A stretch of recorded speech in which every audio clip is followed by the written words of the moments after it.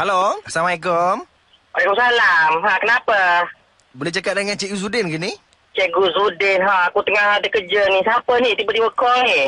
Dia macam ni cikgu. Saya daripada... Cepat sikit, aku cepat ni. Okey, saya daripada...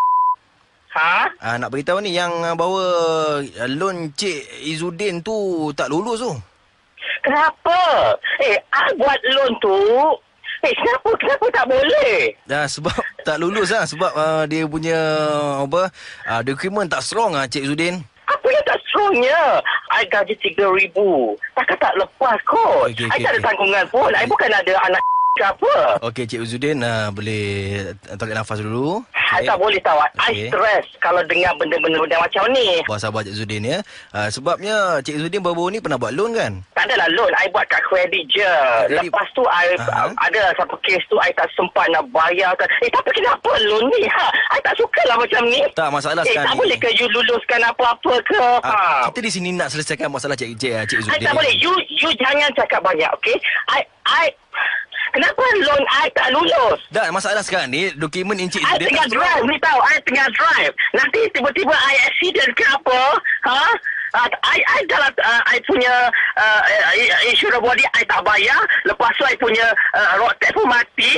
So I tak boleh. Inilah masalah Cik Izzuddin. Masalah Cik Izzuddin sekarang ni Cik Izzuddin tak bayar. Maka Cik Izzuddin punya nama blacklist.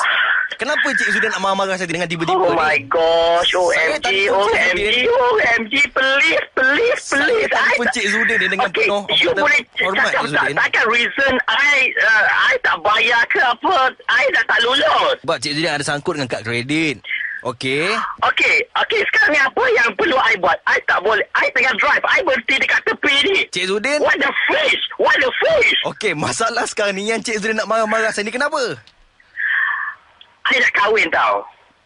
Okey. I buat loan I nak kahwin. I dah tempah semua. Okey. Kenapa loan tak lulus? You tak faham ke hati seorang pengantin?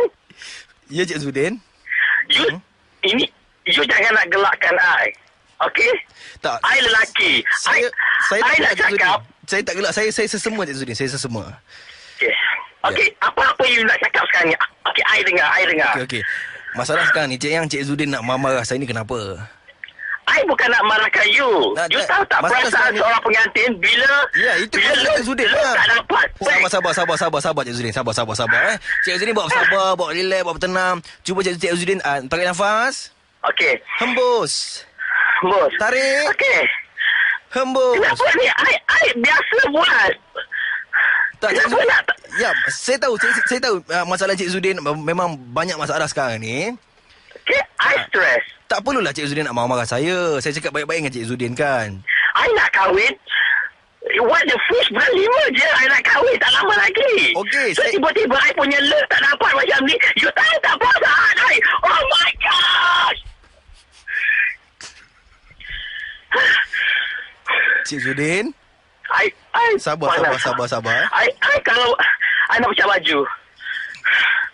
Jangan buka baju Cik Izzuddin. I panas. You faham tak? Bila panas saya sudah buka baju. Betul. Oh my gosh. What the fish. Saya pun tengah panas Cik Izzuddin sekarang ni. Cik Izzuddin. Okey. Saya pun tengah panas juga dengan Cik Izzuddin ni. Ya, apa kaitan panasnya dengan I? Yelah, sebab saya bukan daripada bank. Habis tu daripada mana? Daripada jail? Daripada penjara? Bukan. Daripada mana? Cik Izzuddin dengar dulu. Saya daripada Hot FM. What?